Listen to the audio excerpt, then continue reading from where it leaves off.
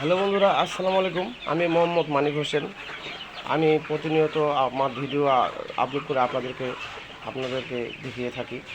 আজকে আমি আপনাদেরকে নতুন জিনিস দেখাবো, যেটা এর আগে কখনো ভিডিওতে দেখাইনি। আমি বর্তমানে আমার 35 থেকে 36 দিন বাচ্চা সামনে উপস্থিত আছে। এদেরকে নিয়ে একটু ভিডিওতে আসবো।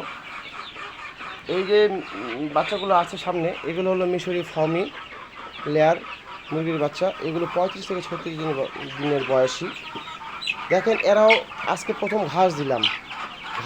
ঘাস কী পরিমাণে খাচ্ছে। ঘাস আব্বু আব্বু একটু থামো, বাবা একটু থামো।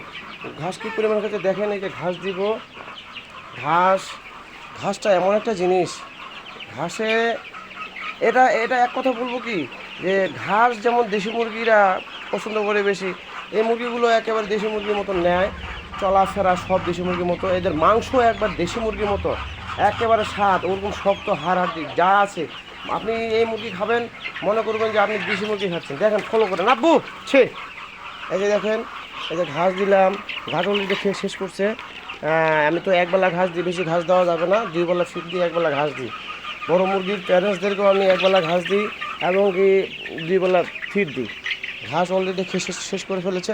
যাক, এখন কথা হলো যে এগুলো লালন পালন করতে খুব মজা। কারণ এদের এদের এদের ওষুধ বিষুধ কম হয়, এদের খাওয়া খরচ কম, আর এদের শরীর স্বাস্থ্য খুব শক্ত থাকে। হ্যাঁ, এই কারণে এদেরকে লালন পালন করতে আপনার সুবিধা হবে।